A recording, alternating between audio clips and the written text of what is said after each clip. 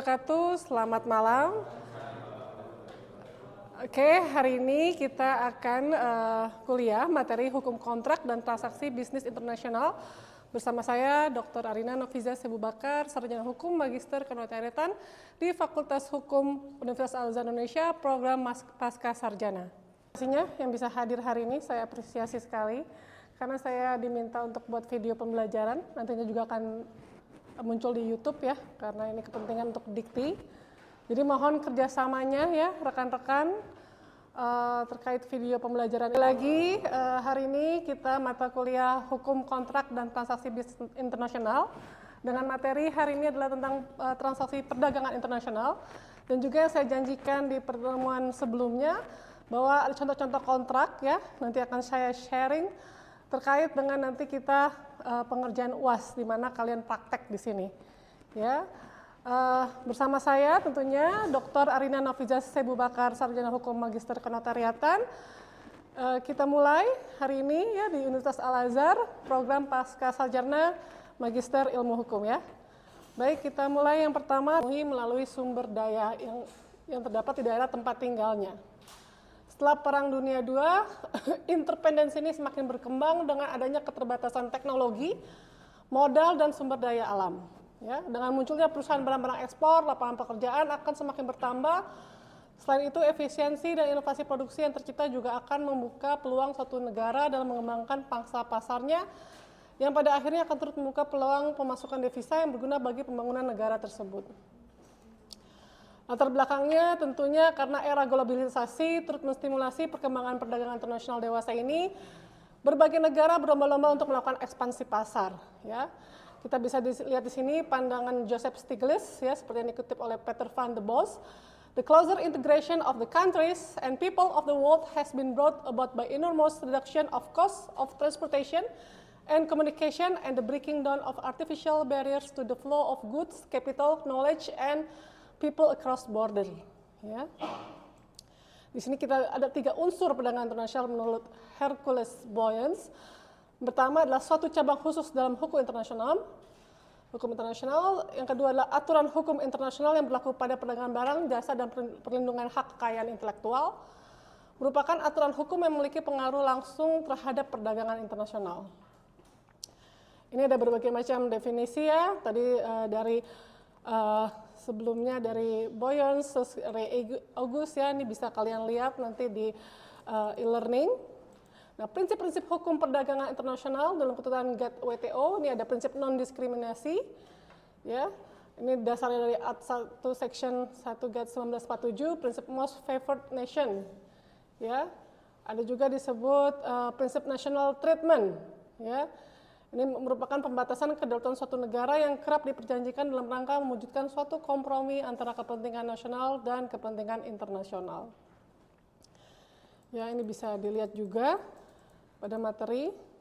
Nah, prinsip-prinsip standar minimum standar, prinsip ini telah berkembang menjadi General International Customary Law. Ya. Lalu kemudian ada prinsip resiprositas atau perlakuan timbal balik. Prinsip ini diterapkan terutama dalam hal terjadinya pertukaran barang antara 2 negara secara timbal balik dan menghendaki adanya kebijaksanaan atau konsensus yang seimbang dan saling menguntungkan antar negara. Ya, ini kita bisa lihat ada prinsip perdagangan yang adil, fairness principle, prinsip penghapusan hambatan. Ini bisa kalian baca, ya. Mengenai hubungan ekonomi terkadang membebani negara, sehingga jika negara ini harus menerapkan dikhawatirkan akan menimbulkan dampak negatif terhadap perekonomian negerinya. Karena itu dibuatlah escape clause, ya, jadi tindakan pengaman dalam suatu klausul perjanjian ya, internasional. Ada juga prinsip perlakuan khusus bagi negara yang sedang berkembang. Prinsip ini biasanya berlaku dalam konteks hubungan antar negara maju dan berkembang. Misalnya dilakukan dengan pengurangan biaya masuk untuk produk-produk yang sedang berkembang dalam pasar negara maju. Contoh sistem yang nyata mengusung konsep prinsip ini adalah Generalized System of Preference atau sistem preferensi umum yang memungkinkan negara maju untuk menyimpangi kewajiban manakala barang-barang tersebut berasal dari negara sedang berkembang. Ya, ada lagi ya, ada jenis-jenis kekhususan dalam arti perjanjian, khususan perusahaan, industri, daerah, subsidi yang dilarang. Ini bisa dilihat juga. Kemudian kita ada membuat istilah subsidi dengan mengusung 3 elemen dasar, kontribusi keuangan oleh pemerintah atau badan publik, manapun dalam wilayah anggota yang memberikan manfaat. Nah, ketiga elemen ini harus tetap ada. Terdapat setidaknya 2 kategori dilarang dan tidak dapat ditindaklanjuti. WTO lebih lanjut menerapkan aturan dan prosedur tertentu sehubungan dengan setiap kategori. Lalu kemudian ada anti-dumping. Ada yang pernah dengar ya, pasti dumping itu apa? Jadi jika sebuah perusahaan mengekspor produk dengan harga yang lebih rendah dari harga yang biasanya dikenakan di pasar dalam negerinya itu sendiri itu dikatakan dumping. Ya. WTO memungkinkan pemerintah untuk bertindak melawan dumping di mana ada kerugian materi yang asli terhadap industri dalam negeri yang bersaing. Untuk itu pemerintah harus dapat menunjukkan bahwa dumping sedang terjadi, menghitung sejauh mana dumping, berapa jauh lebih rendah harga ekspor dibandingkan dengan harga pasar dalam negeri eksportir, dan menunjukkan bahwa dumping tersebut merugikan atau mengancam akan melakukan. Dalam pasal 6 GATT memungkinkan negara untuk mengambil tindakan terhadap dumping. Biasanya tindakan anti-dumping berarti membebankan biaya masuk tambahan pada produk tertentu dari negara pengekspor tertentu untuk membawa harga mendekati nilai normal atau untuk menghilangkan kerugian bagi industri dalam negeri di negara pengimpor. Ya. Ini sekilas tentang kita perdagangan internasional. Lanjut, saya akan jelaskan tentang contoh-contoh kontrak yang dimana ini akan menjadi materi kalian ketika nanti UAS. Ya. Kemarin ada 2 kontrak yang sudah saya share, yang mungkin sifatnya lebih simple. Kalau ini agak mungkin sedikit complicated ya. Ini kita berbicara tentang perjanjian penggunaan fasilitas pembiayaan modal kerja misalnya. Ya selalu saya katakan ada kata pembuka, ya, judul. Ini apabila para pihak komparisi, ya. Jadi nanti kalian pastinya tentu akan membuat suatu perjanjian. Nah ini tolong unsur-unsur yang memang harus ada itu tetap harus ada ya, jangan kalian hilangkan ya. Di sini ada badan hukum ya, di sini jelaskan ya berdasarkan apa gitu. Dan yang mewakili selalu saya katakan harus direktur ya. Kalau nggak direktur pakai apa? Surat kuasa ya. Jadi kalau itu levelnya manajer, supervisor, direkturnya berhalangan hadir itu bisa pakai surat kuasa. Ya. Ini masuk ke isi ya. Kemarin ada klausula transaksi ya. Masuknya ini sudah masuk isi. Kalau sini di sini adalah masuknya di pembuka, pendahuluan. Lalu kita akan masuk di isi. Ya.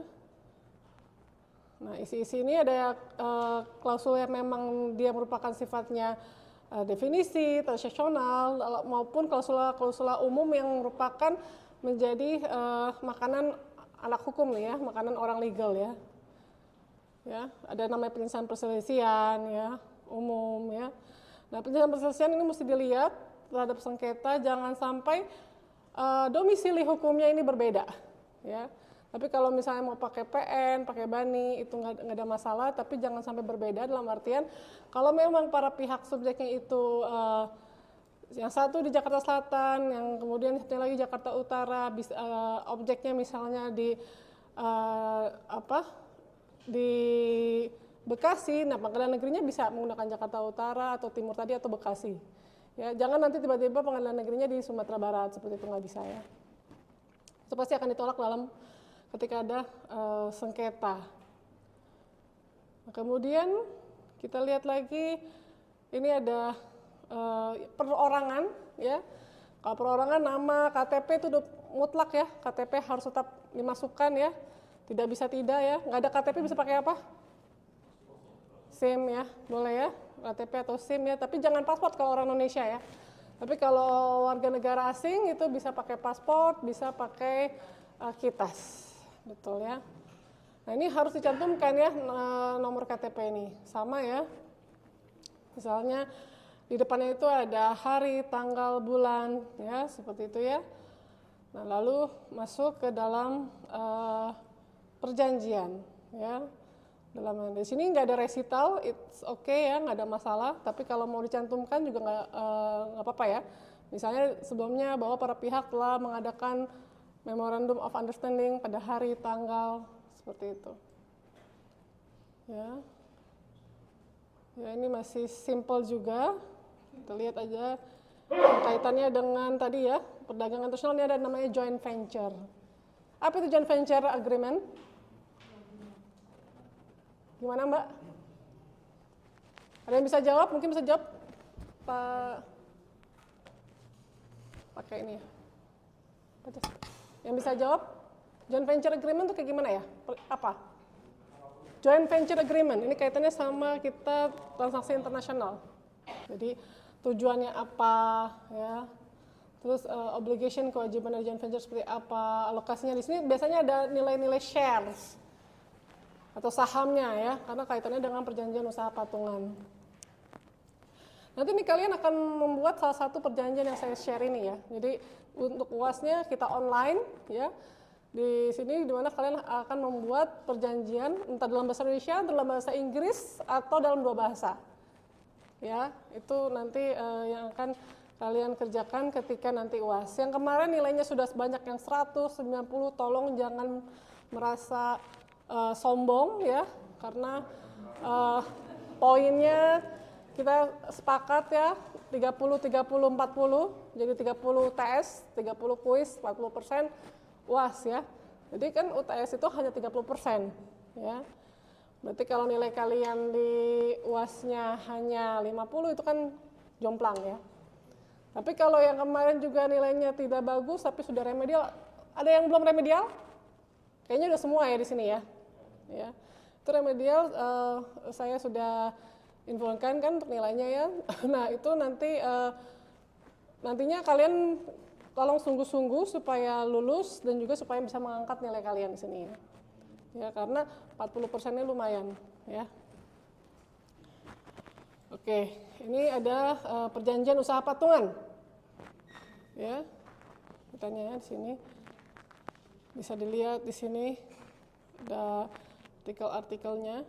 Ini semua kalian bisa lihat di e-learning, saya sudah share juga. Hingga kalian pelajari. Kemudian ada lagi,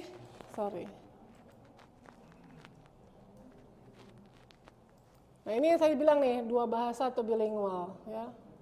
Undang-undang bahasa menyatakan perjanjian yang dengan bahasa asing tetap harus ada bahasa Indonesianya, wajib. Ya. Jadi ini ada contoh, misalnya Anda punya klien itu orang asing, melakukan lease agreement atau perjanjian sewa. Ya. Ini tetap dibuat dua bahasa atau bilingual. Ya, bisa dilihat di sini ya. Ada judul pastinya. Pada hari ini kita pembuka tanggal ya. Yang selalu salah di bagian sini nih. Nanti kan saya kasih kasus ya.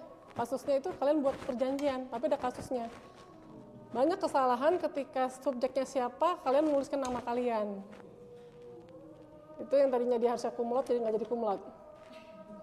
Benar kejadian, ya. Salah satu dosen UAI yang juga mahasiswa saya, tapi sekarang jadi dosen nih. Pak Cas kenal ya Pak Cas ya. Itu padahal harusnya kumlot di mata kuliah ini gitu, atau lulusnya kumlot, tapi karena saya bilang kamu baca lagi soalnya, gitu ya. Karena kan kita bikin menjawab pertanyaan ujian itu harus melihat soalnya ya, bukan menjawab suka-suka, enggak. Ya. Ketika saya katakan ya subjek hukumnya saja sudah berbeda, itu sudah pasti salah, fatal. Kalau salahnya diisi is okay, itu paling kurang dikit. Tapi kalau udah salah di subjek hukum 1320 KUH Perdata apa?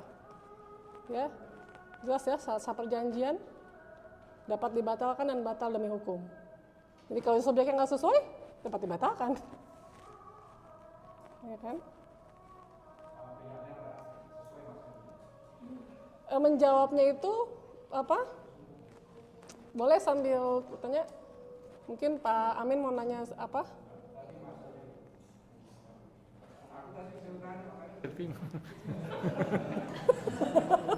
Oke, baik. Terima kasih Bu. Nama saya Muhammad Amin, ya, dari Harmoni Bu. Jadi tadi Ibu yang sampaikan tadi agak cukup menarik perhatian saya gitu.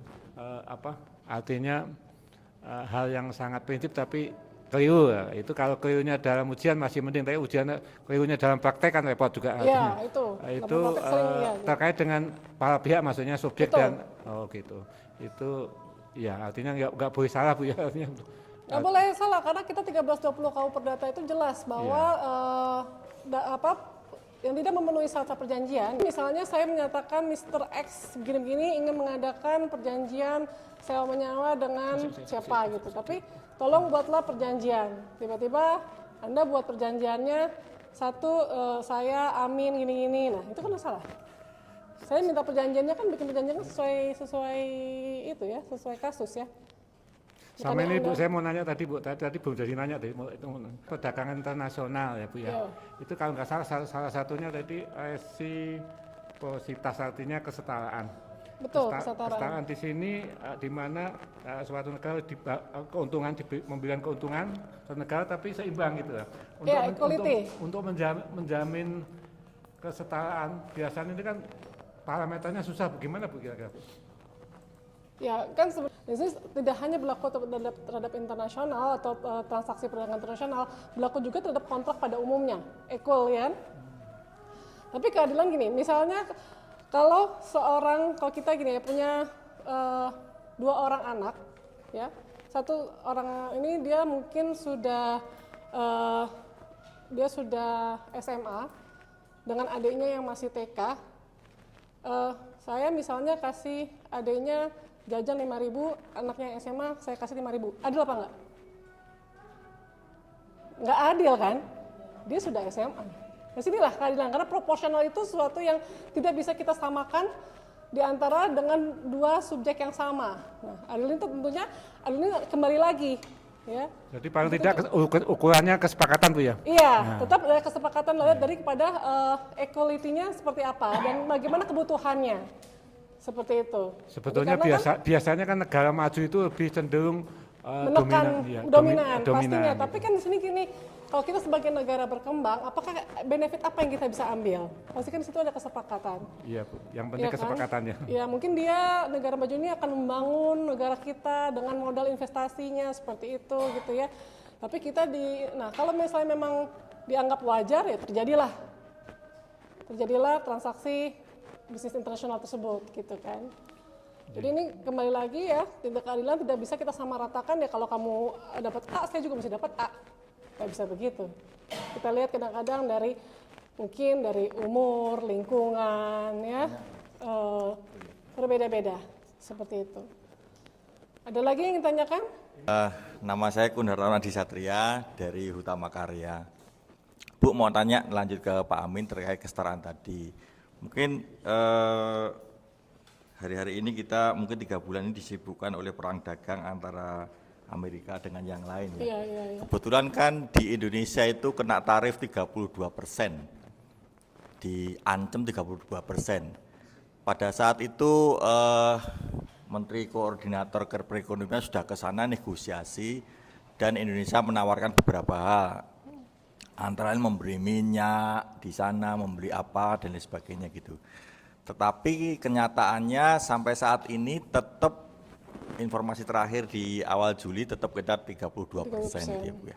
Nah ini kalau dari prinsip kesetaraan itu apakah ini bisa nanti digugat ke WTO ya Bu ya? Karena kan kita sudah berusaha untuk mengakomodir keinginan dari Amerika, di mana pada saat ini kan neraca perdagangan Amerika Indonesia kan Amerika defisit, sehingga kita harus membeli kapas, membeli kedelai, membeli minyak dari sana lebih, sehingga neraca perdagangannya lebih balance gitu. Nah ini apakah hal seperti ini bisa menggugat ke WTO, karena kan memang ada syarat tertentu yang dari Amerika penggunaan visa dan master di Indonesia sudah berkurang karena digantikan oleh QRIS ya. Padahal itu sebenarnya kan uangnya fee-nya QRIS itu masuk ke Indonesia semua. Nah ini kira-kira menurut pendapat Ibu apakah itu kesetaraan, dan kalau nggak kesetaraan apakah bisa digugat ke WTO ya Bu? Mungkin itu sih, terima kasih. Kalau kita bicara tentang ditanya apakah bisa digugat, sepanjang masih disepakatan dan tidak ada wan prestasi, kita bicara perdata ya. Sepanjang tidak ada hal-hal yang memang dilanggar dan sudah sepakat kita terima, ya kan nggak bisa dong. Tapi ketika dalam dalam nantinya ada yang penyimpangan atau apa, ya mungkin bisa saja itu digugat. Tapi kan kembali lagi kita ketika tarif itu dan kita menyepakati ya, namanya perjanjian itu kan jelas ya 13 KU Perdata ya. Ya sepakat antara dua orang atau lebih ya sama-sama. Ya kalau ini kan badan hukumnya beda nih, subjek hukum internasional ya. Nah kembali lagi kan ini daripada diplomatik itu sendiri. Ya. Nah sebenarnya ada perlakuan khusus bagi negara berkembang, ini mungkin bisa dilihat prinsip perlakuan khusus bagi negara berkembang ya, berlaku dalam konteks hubungan antara negara maju dan berkembang. Di sini ada, misalnya dilakukan dengan pengurangan bea masuk gitu ya, untuk produk-produk negara. Tadi kan saya sudah berenang dalam negara maju ya. Ini bisa menyimpangi sebenarnya, di sini ada bisa menyimpangi, udah dikasih istilahnya dikasih kemudahan lah ya. Tapi kembali lagi ya kan kalau kita nggak sepakat juga kita nggak bisa apa gitu, bisa apa kembali lagi gitu ya. Jadi selama memang tidak ya saya sih tetap mendukung penggunaan QRIS tentunya dibandingkan penggunaan master dan visa, dan sepertinya sekarang juga banyak waralaba khususnya di Jakarta ya, tapi kalau di daerah saya nggak tahu ya, itu sangat banyak sekali ya yang sudah banyak lebih kepada QRIS daripada Mastercard ataupun Visa ya. Jadi mudah-mudahan kita bisa ini sendiri independen, apa tidak tergantungan ya, dependen ya, tidak independen kepada negara asing seperti itu. Ada lagi yang ingin ditanyakan, mungkin ya silakan.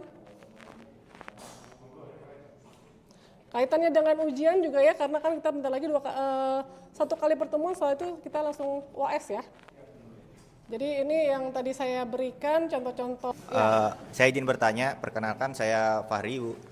Saya ingin bertanya terkait perdagangan internasional ini Bu. Kebetulan saya itu kan sering melakukan proses perdagangan internasional ya Bu. Yang mana misalkan kita sebagai buyer ini menemukan sellernya, pabriknya itu biasanya kita di exhibition gitu Bu, di pameran atau apa gitu Bu.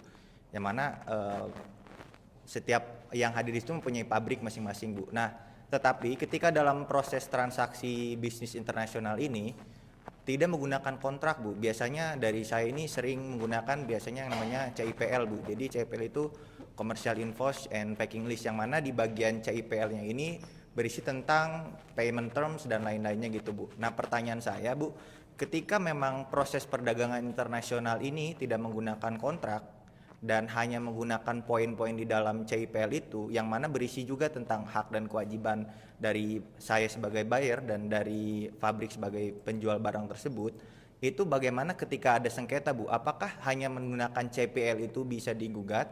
Dan ketika misal memang digugat, itu kita melayangkan gugatannya itu ke negara penjual, apakah negara kita gitu Bu? Dan bisakah CIPL ini dijadikan bukti sebagai bahwa adanya ketika one prestasi gitu. Walaupun ketika proses CPL ini biasanya dari kami itu ada yang namanya 30 DP dan 70% itu dibayarkan ketika ada dikirimnya bill of lading itu Bu. Okay. Terkait pertanyaan itu mohon jawaban Bu. Terima kasih Bu. Oke. Perjanjian paten ya. Memang seolah-olah itu seperti sepihak. Ini saya mau buka ya. Ada perjanjian haki ya. Dan seperti halnya waktu pas kita online saya katakan, ketika kalian buka aplikasi WhatsApp, pertama kalinya kalian buka, itu ada nilai nominal. Kita baca, terus langsung centang. Ya, sebenarnya itu kontrak, itu sudah terjadi, gitu ya. Jadi kalau dikatakan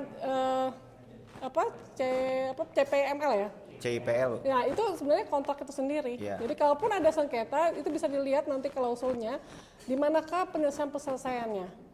Kalau misalnya asing, jangan-jangan dia pakai arbitrase nasional, arbitrase internasional, ya, karena itu sebenarnya itu udah kontrak itu sendiri. Iya. Jadi nggak bisa dibilang itu bukan kontrak. Ini saya mau buka, nggak mau buka ya? Kenapa ya? Nggak bisa buka. Ya ada di e-learning ya. Contoh kontrak hak paten ya. Kadang-kadang itu juga sudah seolah-olah dibuat sepihak ya, padahal sebenarnya perjanjian kan dasarnya asasnya dua belah pihak atau lebih ya. Tapi itu mau nggak mau kita yes atau tidak. Seperti halnya perjanjian kerja. Ketika Anda ditawari posisi pekerjaan, misalnya sebagai legal director, gajinya tapi cuma ditawar 10 juta, kalian mau atau enggak? Nggak mau ya, udah dikasih kewenangan susah gitu ya, terus gaji kecil, itu tinggal kalian leave it gitu kan ya. Atau misalnya loweri dengan nilai 35 juta, ya itu mungkin kalian take it gitu ya. Nah, itu pun perjanjian kerja itu kan juga sekarang kan sudahnya apabila ada sengketa di PHI ya, perjanjian hubungan industrial, bukan lagi di perdata lebih khusus ya. Jadi yang karena kadang-kadang kalau kita sama asing beda lagi, apa common law ya, atau ini apa civil law, karena itu pasti berbeda.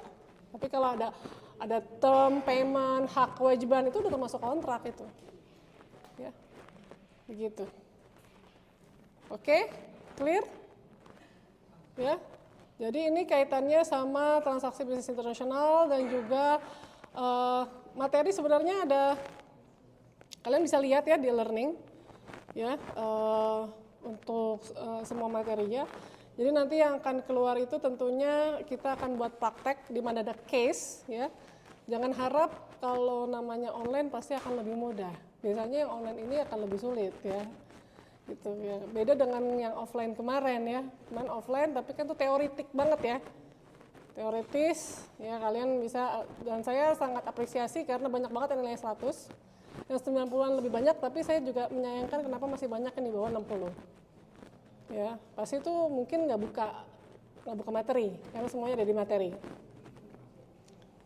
Ya, udah, dicek masih berapa? Di ujian kemarin ya, soal-soalnya supaya kalian bisa pelajari sekalian. Jadi nanti supaya kalian bisa untuk mengevaluasi kesalahannya di mana.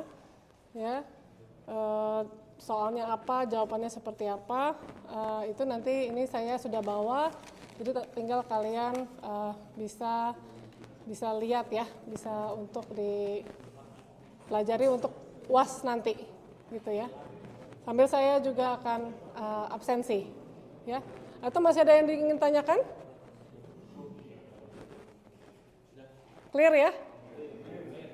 Clear ya, oke. Oke, saya akan buka absensi, sekalian saya panggil masing-masing pesertanya.